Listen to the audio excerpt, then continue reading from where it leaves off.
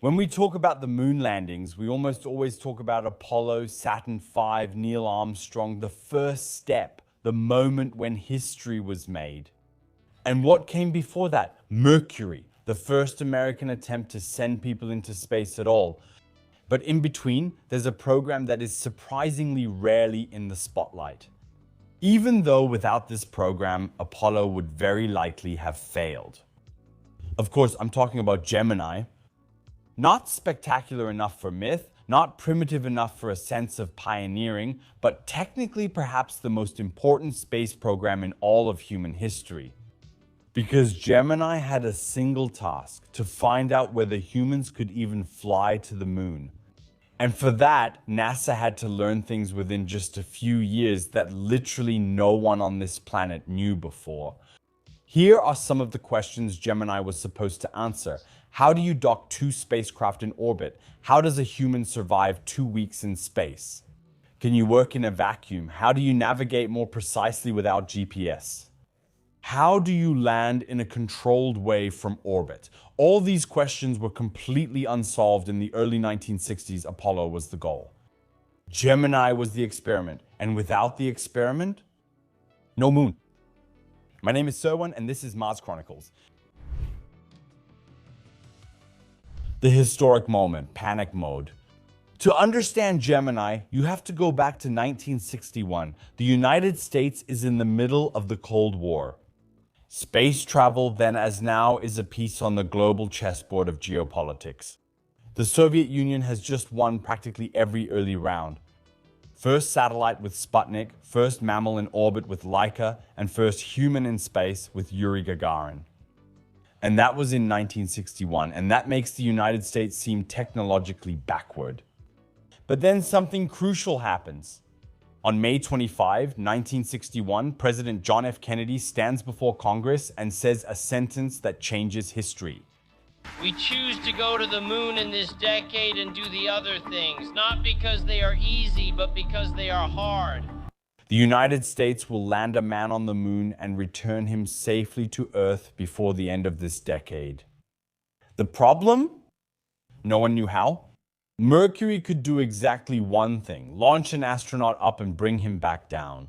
Apollo, on the other hand, required 3 astronauts: rendezvous in lunar orbit, docking maneuvers, long-duration missions, precise navigation, extravehicular activities, and complex re-entry profiles.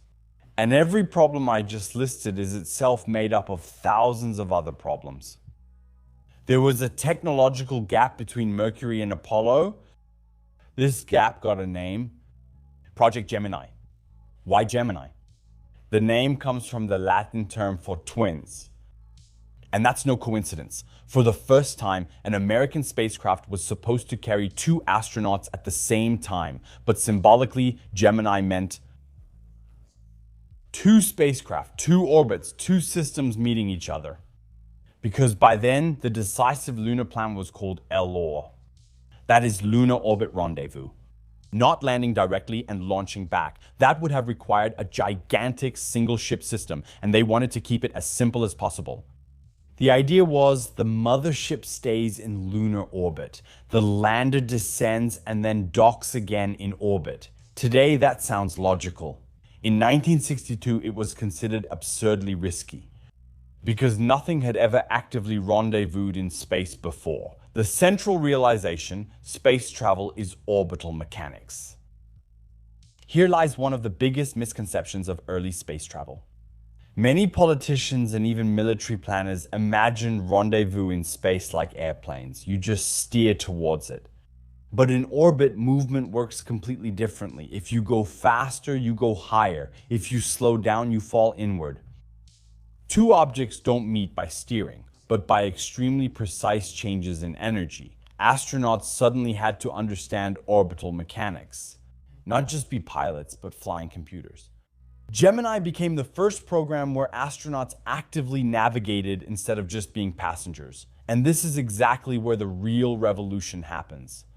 There were only 4 years between Kennedy's speech in 1961 and the first Gemini flight. 4. For comparison, modern manned spacecraft often take more than a decade to develop. And there will probably be more than 3.5 years between Artemis 1 and TIE. How was that possible back then? The answer is industrialization under geopolitical pressure. NASA didn't operate like a traditional government agency back then. It functioned more like a gigantic system integrator.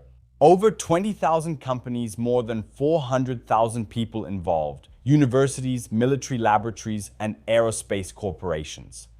Gemini itself was mainly built by McDonnell Aircraft, the same company behind the Mercury capsule. McDonnell Aircraft is now Boeing. But something else was crucial. NASA was developing in parallel. Today you would call it concurrent engineering. While hardware was being built, tests were running. While tests were running, systems were being changed. While missions were flying, the next upgrade was being integrated. Gemini's spacecraft sometimes differed greatly from each other. Every mission was also a test flight.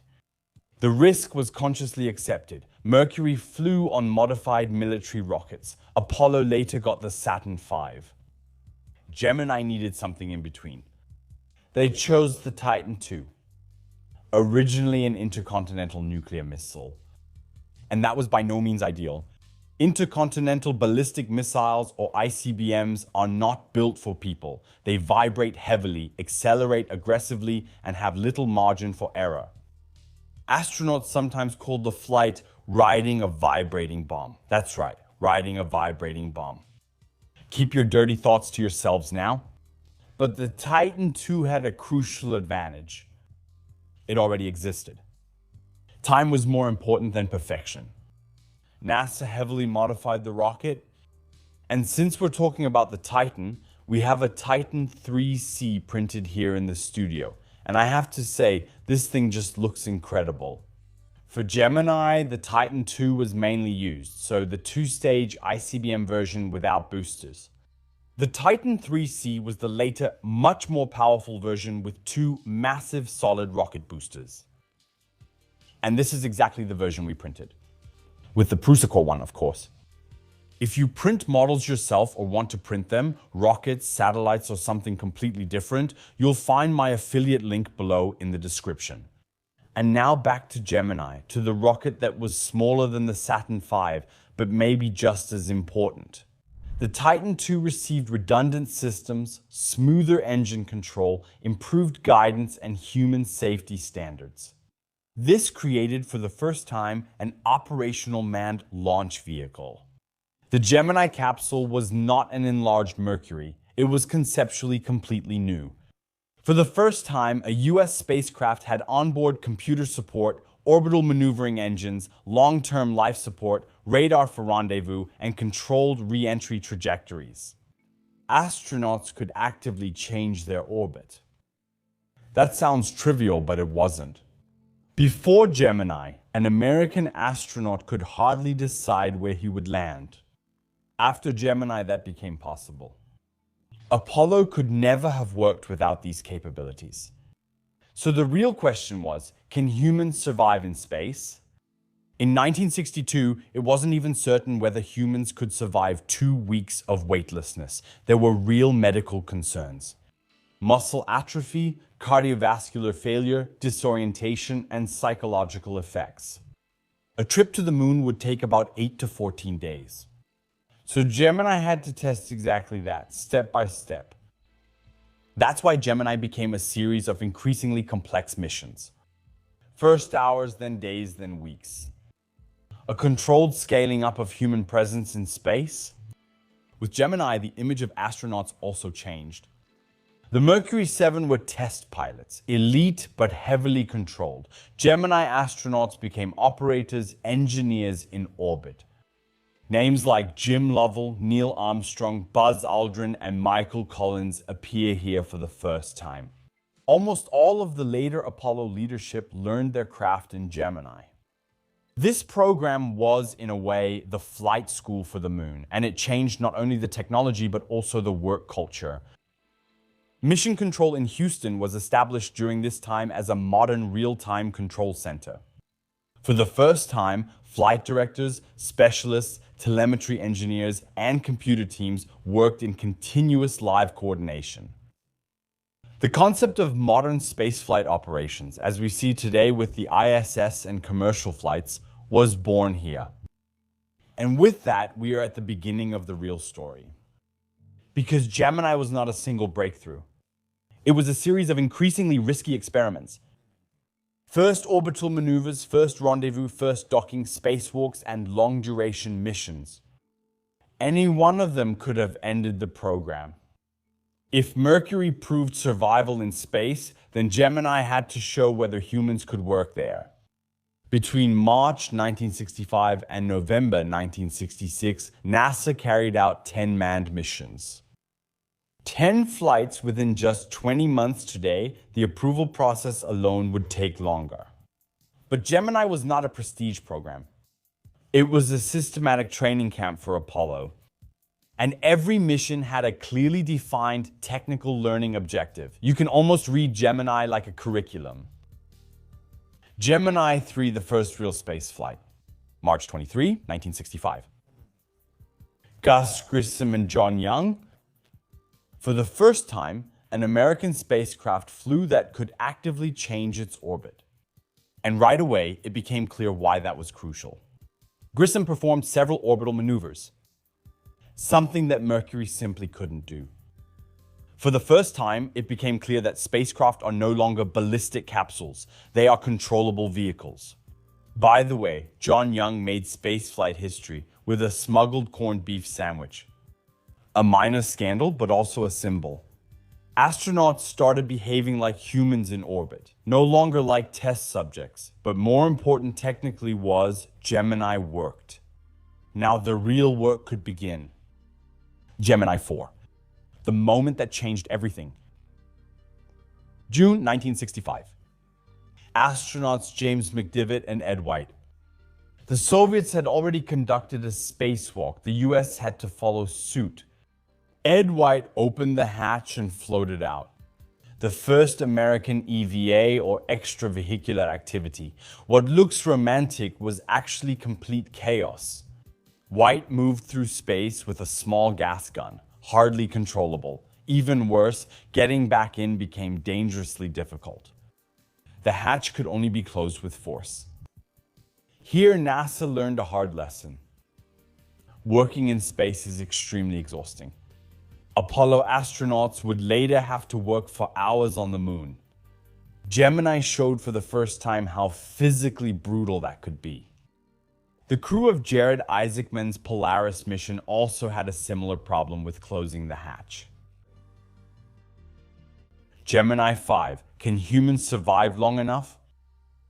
The flight to the moon would take about 2 weeks. So someone had to stay in space for 2 weeks. August 1965, the astronauts were Gordon Cooper and Pete Conrad. The mission was to spend 8 days in orbit. The problem started immediately. Fuel cells partially failed. Power had to be rationed. The cabin temperature rose. At times, the mission was close to being aborted. But Gemini 5 held out, and with that it was proven. A human can stay in space long enough to fly to the moon. That was one of Gemini's quiet but crucial victories. Incredible pioneering spirit here.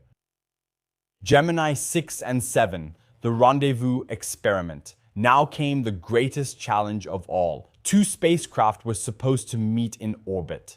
Not theoretical, but absolutely real.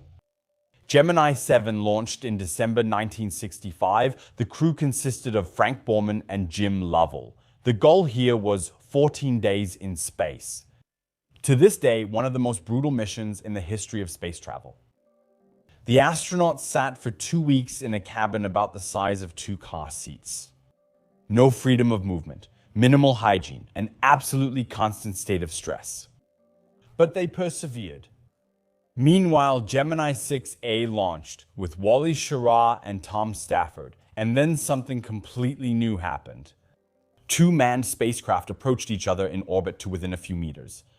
No automatic software, no GPS, nothing, just radar, computers, and people.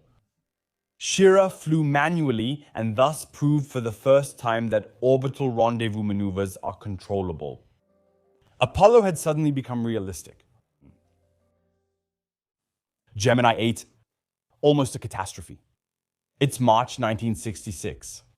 The crew consists of Neil Armstrong and David Scott. The goal was the first docking in history. Gemini 8 successfully docked with an Agena target module. Mission accomplished? Not quite. Shortly after docking, the docked system began to spin out of control. Slowly at first, then faster, then dangerously fast. A stuck control thruster caused the spacecraft to spin faster and faster. 1 rotation per second. The astronauts were in danger of losing consciousness. Armstrong made a decision within seconds. Undock and activate emergency controls. He stopped the rotation just before losing control. The mission was aborted, but the crew was saved. This moment made Neil Armstrong a legend within NASA. Many historians believe that without Gemini 8, Neil Armstrong would never have become the Apollo 11 commander.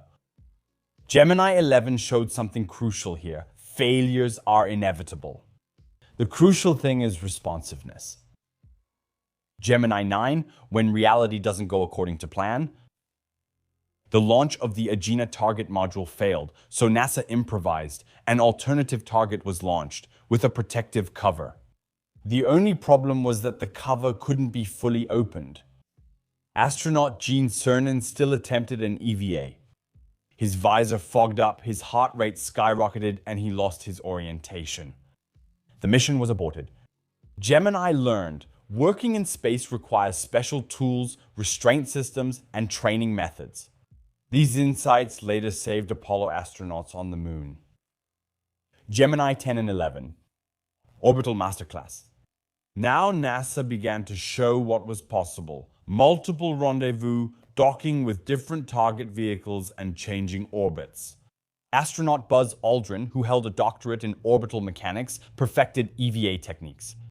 He proved that working in space can be efficient, if properly prepared. Aldrin, for example, developed training methods underwater. The principle is still used today. ISS astronauts still train this way. Gemini 12. Final exam passed. It's November 1966. The crew consists of Jim Lovell and Buzz Aldrin. Everything Gemini was supposed to learn was combined. Rendezvous, docking, EVA, navigation, and long-term operation. And this time, everything worked. Gemini had delivered. Within less than 2 years, NASA had learned everything Apollo was missing. So it could begin. Apollo 11 seems like a gigantic technological leap. In reality, Apollo was just the application. Gemini was the learning phase. Without Gemini, Apollo would have sent astronauts to the moon without ever having tested docking or long-duration missions. An incalculable risk? Gemini reduced the unknown, and spaceflight is ultimately exactly that. The systematic elimination of uncertainty. When we look at Gemini today, we mostly see technical milestones. But the real miracle of Gemini was not just in orbit. It was on the ground, because Gemini was the first major American space program that was industrialized under real-time pressure. And this is where it gets interesting. The entire Gemini program cost around $1.3 billion in the 1960s. Adjusted for inflation, we're talking about roughly 11 to 12 billion US dollars today. For comparison, Apollo cost about $25 billion in the 1960s. Adjusted for inflation, that's over 250 billion US dollars. So Gemini was significantly cheaper than Apollo, but technologically absolutely crucial. Estimates suggest that at the peak of the Gemini and Apollo era, over 400,000 people were involved in some way. Gemini itself involved several tens of thousands of engineers, around 20,000 suppliers, major aerospace corporations, military laboratories, and universities. The main contractor was McDonnell Aircraft. But systems came from General Electric, IBM, North American Aviation, Aerojet, Lockheed, and many others.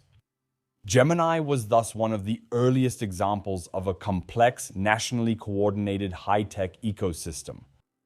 And all that under conditions that are hardly imaginable today? How was NASA able to develop a completely new spacecraft, modify a rocket, invent rendezvous technology, develop EVA protocols, establish navigation systems? and carry out 10 manned missions, all within 5 years? The answer consists of several factors. 1. Political support without constant doubt.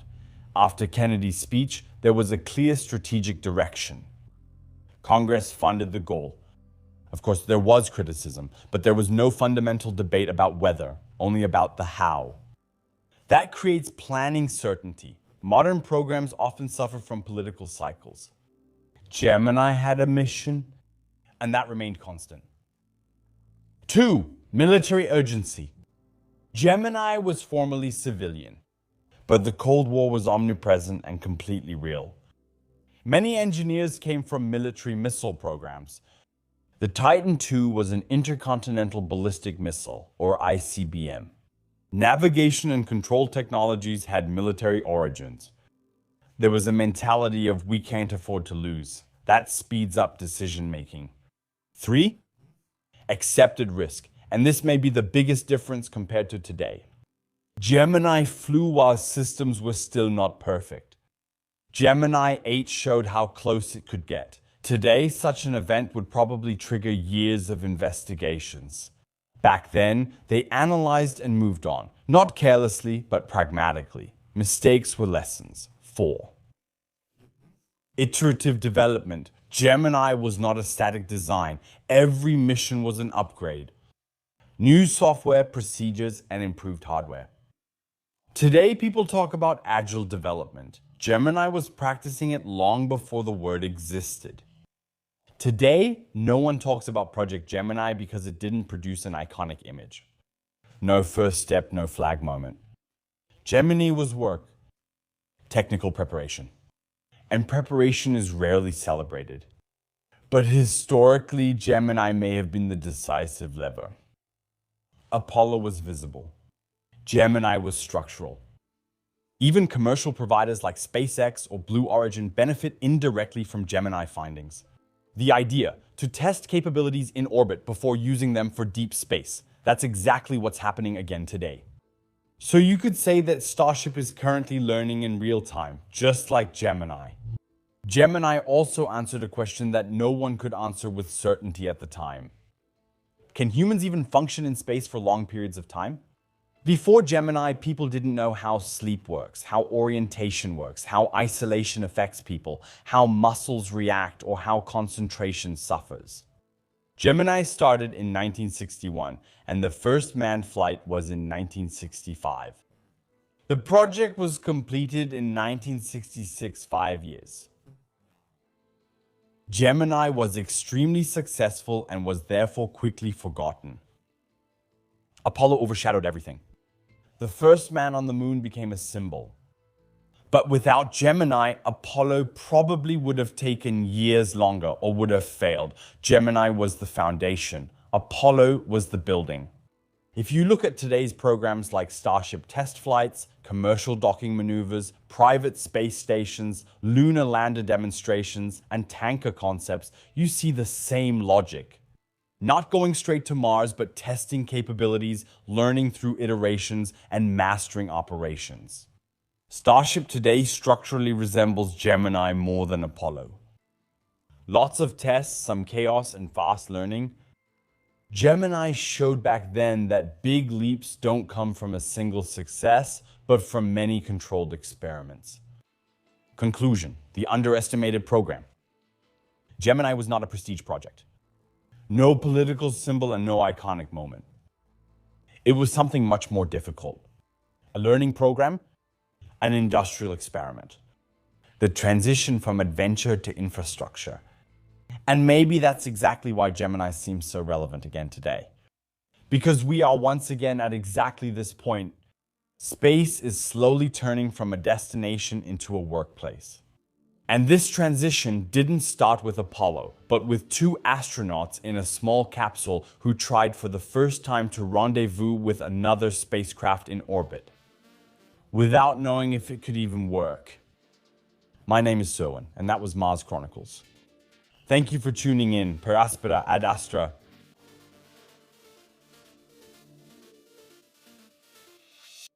Navigation and control technologies had military origins.